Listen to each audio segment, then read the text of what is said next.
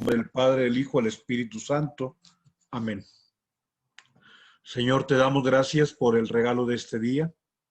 Gracias porque nos has permitido amanecer. Gracias por el descanso nocturno que ha restaurado nuestras fuerzas.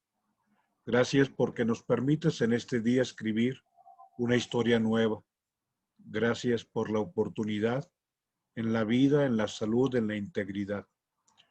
Te pedimos, Señor, que podamos percibir el regalo de cada día que tú nos concedes y que todo lo que hagamos lo hagamos con una conciencia limpia, con una intención bondadosa y con acciones que broten realmente del amor.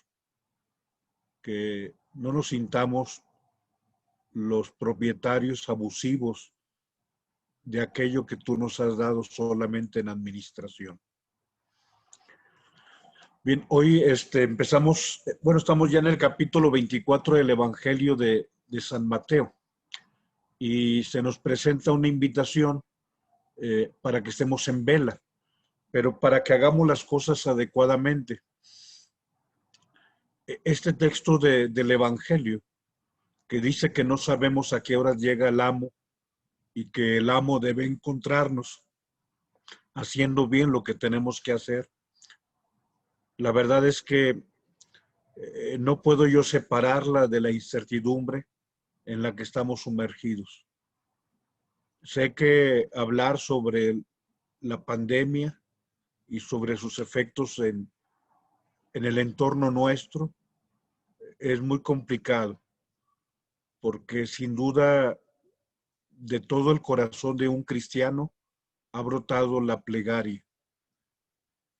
Y no sabemos, como en lo ordinario, no sabemos por qué algunos,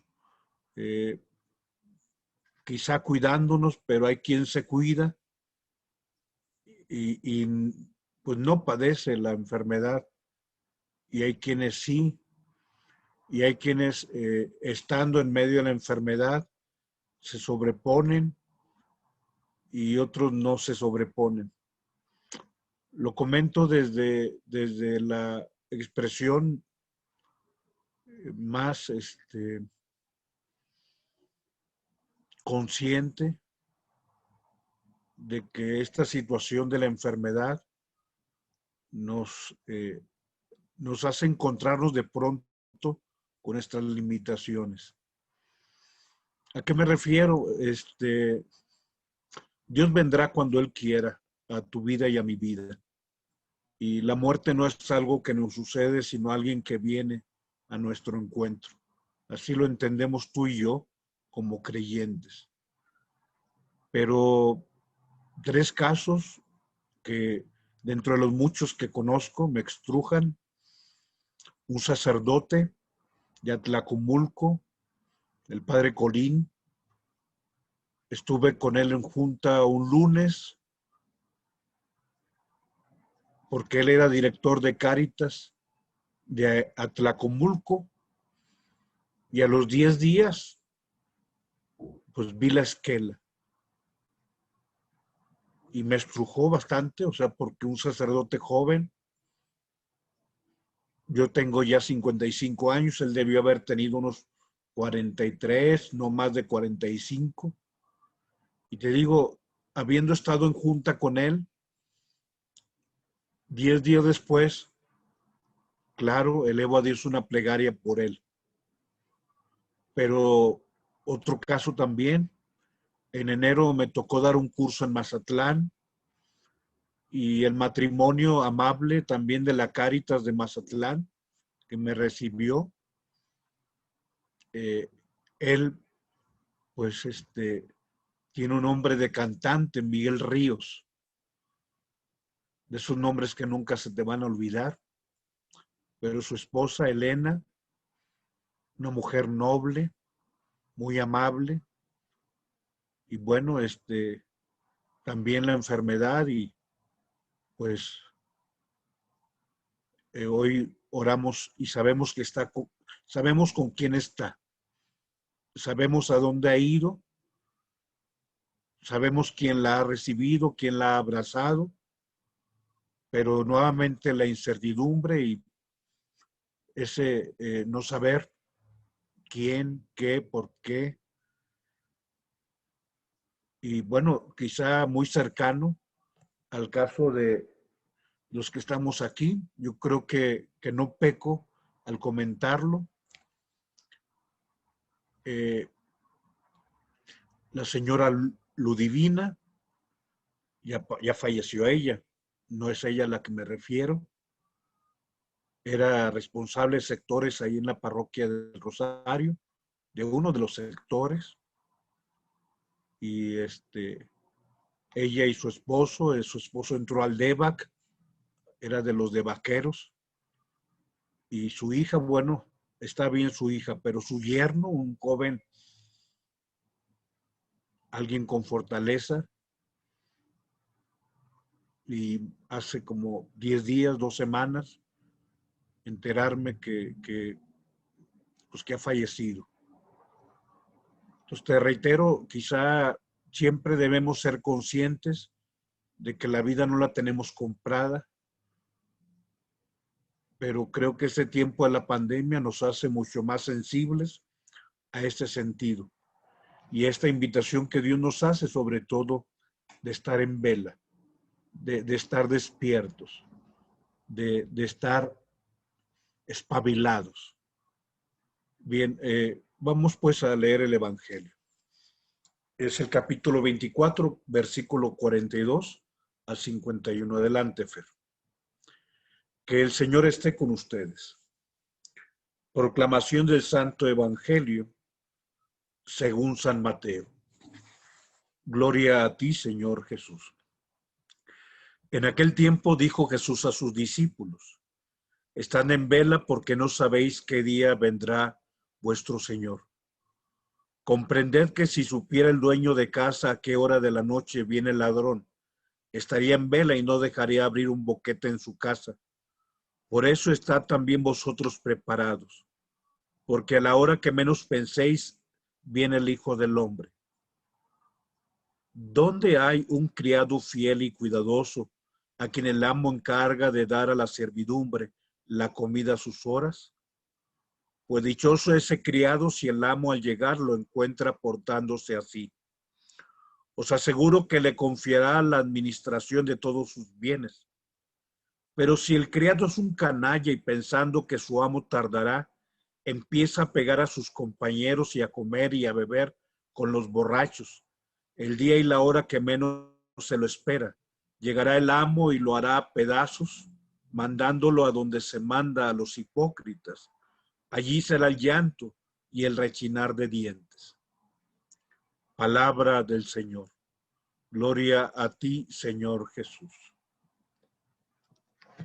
Bien, habla acerca del servidor, habla acerca de ese eh, empleado, ese administrador fiel y cuidadoso. Y que dichoso él si Dios cuando venga o cuando nos pida ir a él, nos encuentra haciendo las cosas bien.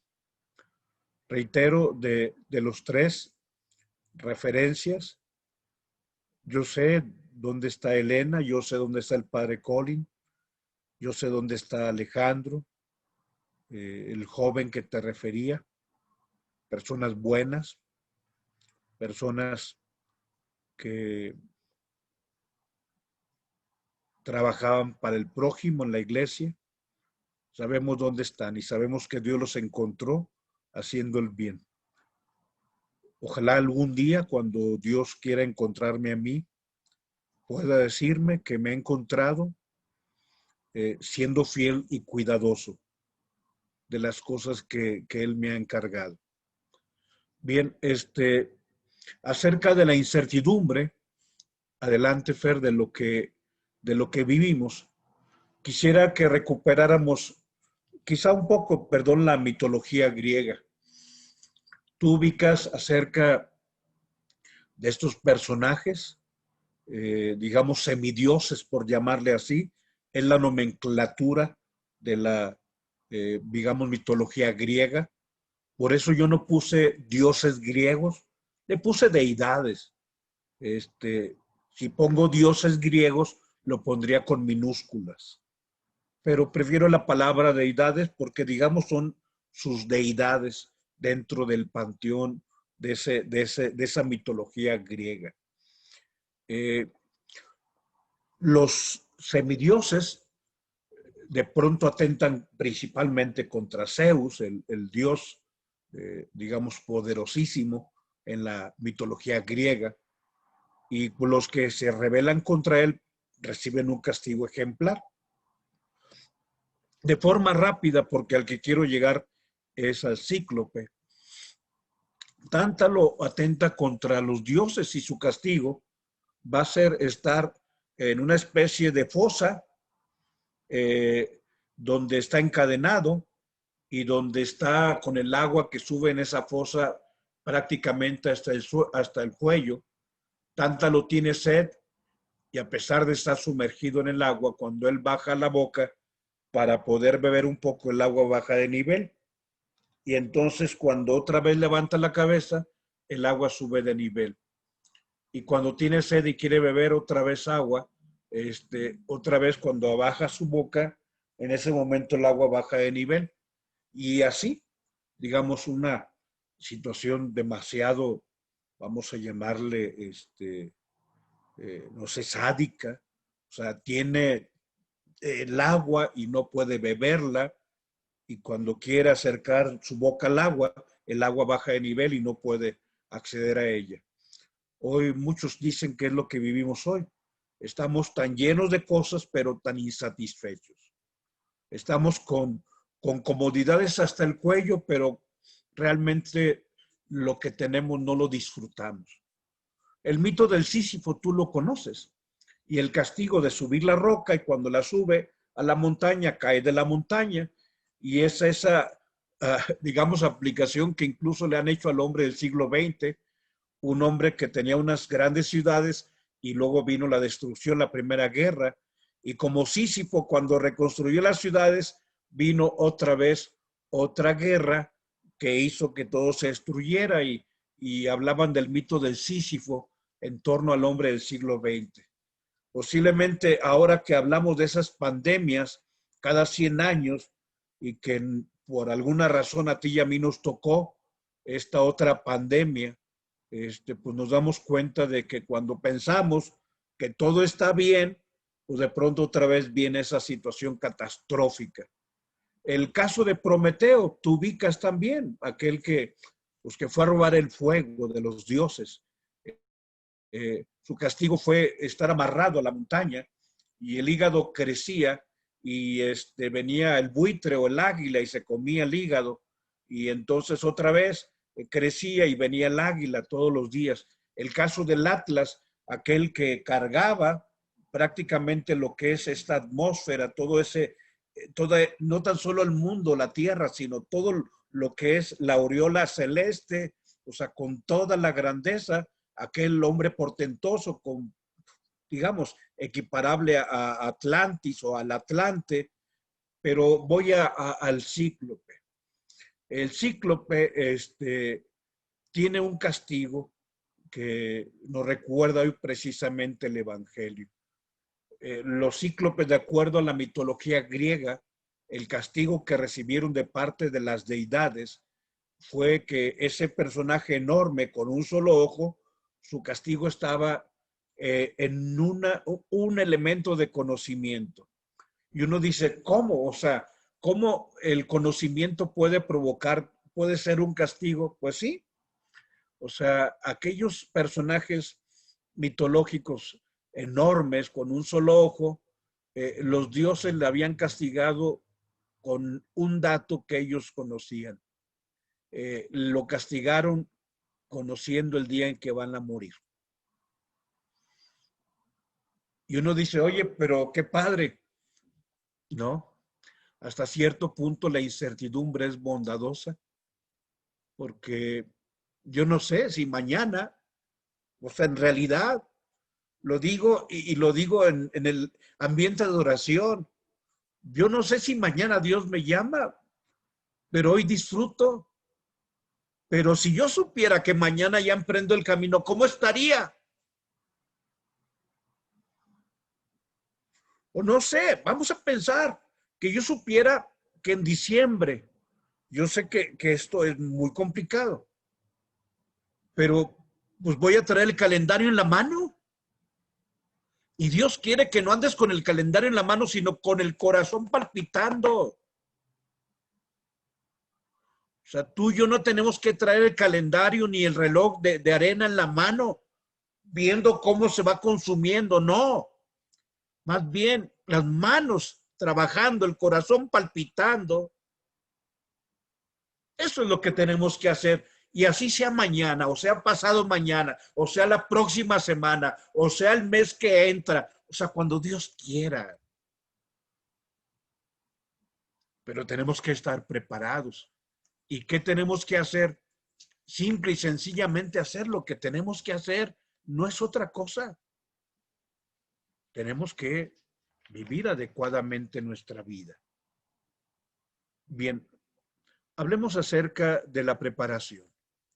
Hay una frase adelante que dice que la muerte es cierta y la hora es incierta.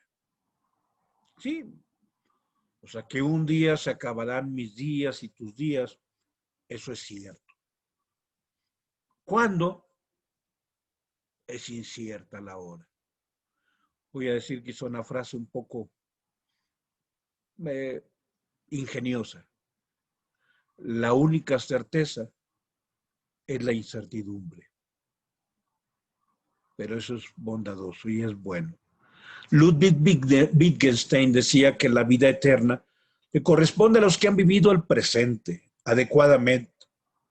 Por eso hoy el Evangelio nos invita a vivir siempre alerta. No sabemos ni el día ni la hora en que el Señor vendrá o nos llamará a Él.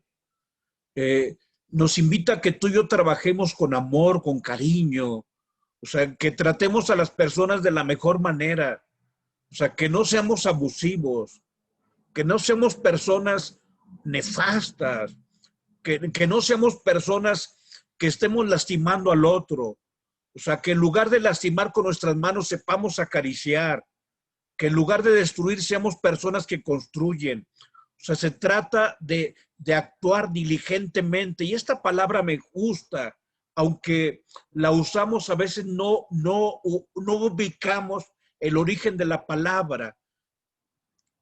Un sacerdote diligente sería lo mejor que habría en una parroquia. Pero lo mismo un padre diligente sería lo mejor que habría en una familia. Y un hijo diligente y un hermano diligente. ¿Qué significa diligente? Díligo en latín significa amar. La persona diligente es la persona que ama. Y entonces la persona que ama hace lo que tiene que hacer. El sacerdote hace lo que tiene que hacer y entonces que Dios venga cuando quiera. O sea, la monjita hace lo que tiene que hacer porque vela diligentemente que Dios venga cuando quiera. El padre de familia, el hermano, o sea, obramos diligentemente, digamos, cumplimos con nuestras responsabilidades, pues entonces hacemos lo que tenemos que hacer y Dios venga cuando quiera. El problema del evangelio nos presenta a alguien que olvidó obrar diligentemente y se entregó al desorden y a la bebida. ¿Y cuál era su pensamiento? Pensaba que la vida la tenía comprada. O sea, mi amo tardará en venir, sabrá Dios cuando venga. Pensaba en su interior. Pero entonces, pues acontece, para aquel que piensa, mi amo tardará en venir. Adelante, Fer. El amo se presenta cuando menos lo esperaba. Sí, cuando empezamos a descuidarnos, cuando empezamos a ser no diligentes, sino negligentes, es entonces. Por eso a ti te he dicho no una vez, sino muchas. Eh, por alguna razón, cuando estudiaba la filosofía, estoy hablando del año 83 al año 86, un servidor tenía 18 años cuando empecé a estudiar la filosofía en el seminario. Me encontré esa frase que yo puse bajo el cristal, un vidrio que tenía en mi escritorio que tiene una cubierta de madera y ahí puse una frase donde le decía al Señor, Señor, despiértame antes que muera. Así tal cual, Señor, despiértame antes que muera. Y así la tuve. Cuando me cambiaba de edificio, me llevaba, pues digamos, las oraciones que tenía, una imagen de nuestro Señor, la de Franco Sefirelli, una imagen hermosa de la Virgen María, de la Dolorosa que me había regalado una tía monjita, pero también ese pequeño papelito con esa glosa, Señor, despiértame antes que muera. Yo te comento que uno de mis grandes temores cuando estaba en la formación en el seminario era el acostumbrarme, digamos, el dormirme en mis laureles. Voy a decirlo de esta manera. Yo, durante toda mi vida del seminario, nunca tuve duda de mi vocación, nunca, nunca, nunca. Pero de pronto esas certezas se convierten también en fuente de peligros, porque digamos me sentía como pez en el agua, pero algún día platicando con aquel que me ayudó en mi dirección espiritual, el padre Víctor Manuel Chávez Nava, que fue párroco de Corpus Christi, un día yo le decía, es que siento que estoy tan a gusto que de pronto puedo estacionarme. Y era la palabra que yo utilizaba. O sea, tal cual, o sea, me detuve, aquí me estacioné, ya no me moví, estoy tan a gusto, quizá dejo de crecer, pues porque ya no tengo esfuerzo, o sea, prácticamente estoy en stand-by, estoy en estado de suspensión, como todo se me da placenteramente, como me encuentro en mi hábitat, como me encuentro en este medio que es confortable para mí.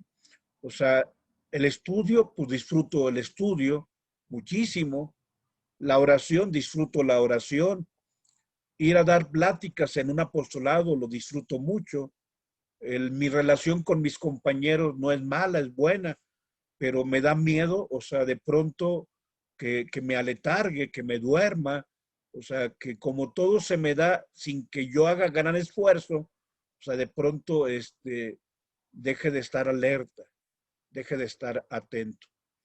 Y quizá como algún día te comenté, cuando un día estaba en la carpintería y de pronto tuve la herida en el dedo pulgar de la mano izquierda, con aquella sierra entonces se encendieron las alarmas. O sea, de pronto, o sea, cuidado, peligro. Este, un dedo, pues afectado, puede ser que tus manos, pues no sean ya juzgadas adecuadas para el ministerio sacerdotal, porque así lo marcaba el derecho canónico, que no había que tener defectos visibles en las manos sacerdotales.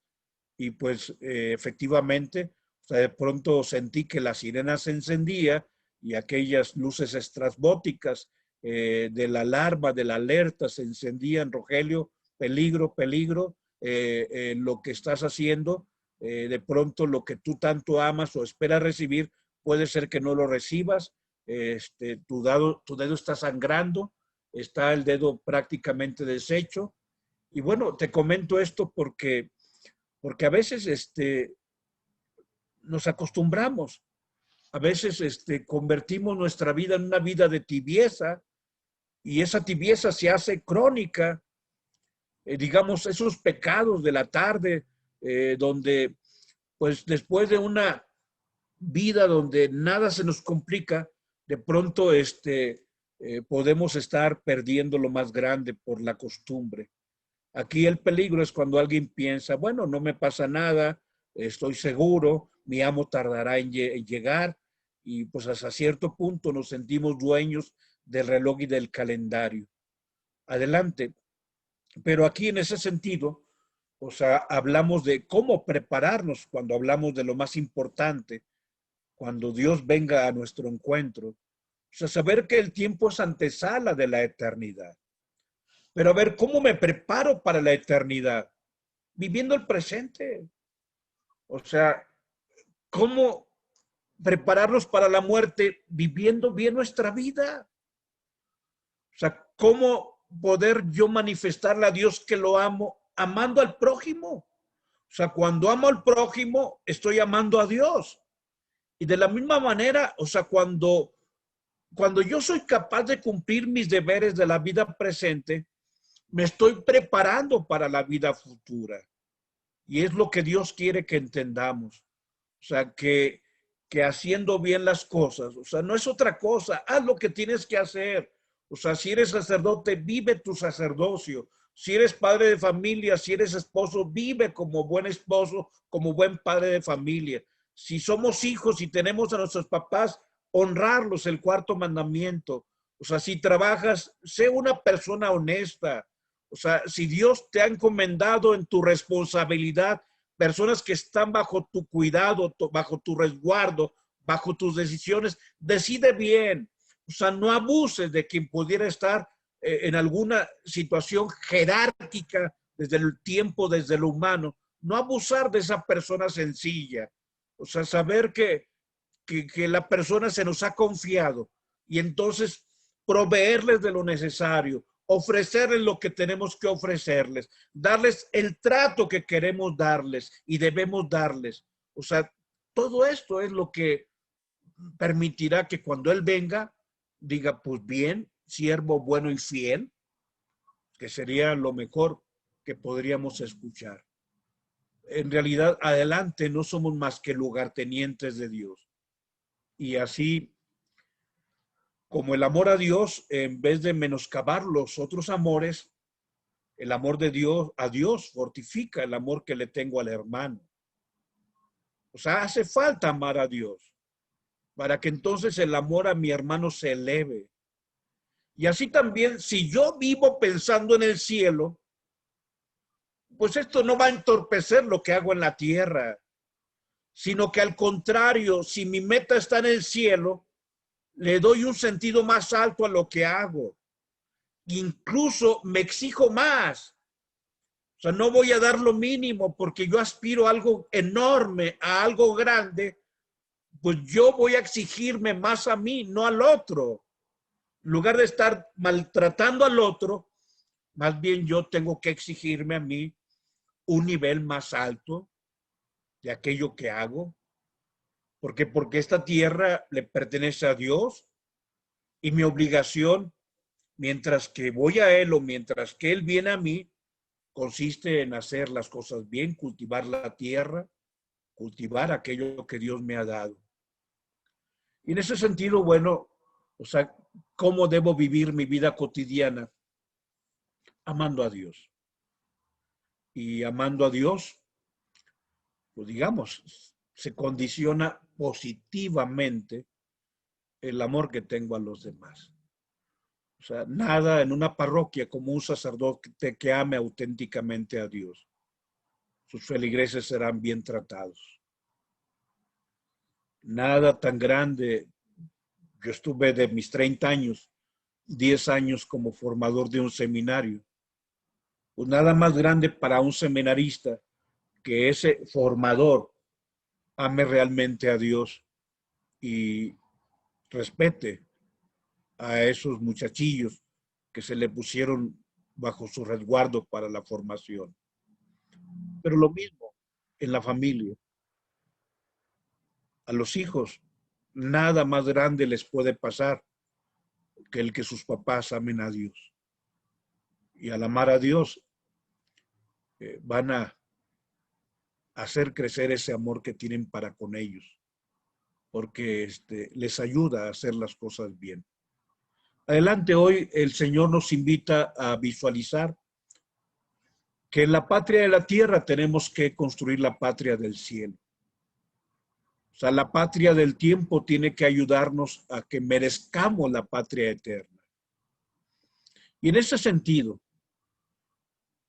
el pensar en la vida futura, en cierta manera relativiza nuestros trabajos actuales, pero lo relativiza en el sentido que los eleva, o sea, los pone los trabajos actuales, los trabajos de nuestra vida están al servicio de un designio mayor, de aquello que Dios nos ha encargado.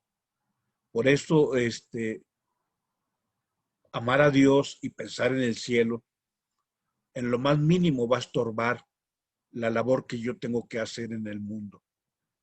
Hoy, lo único que nos pide el Evangelio es trabajar con cierto despego a la vez que con mayor empeño. Digamos, hoy nos invita el Evangelio a tener una gran esperanza, pero sin ilusiones efímeras. Eh, Trabajar sin pausa, pero sin impaciencia. ¿Por qué? Porque el amo vendrá cuando Él quiera. ¿Cuándo? Cuando Él quiera. Y aun cuando esta enfermedad nos hace experimentar la incertidumbre, debemos recordar que nuestra única certeza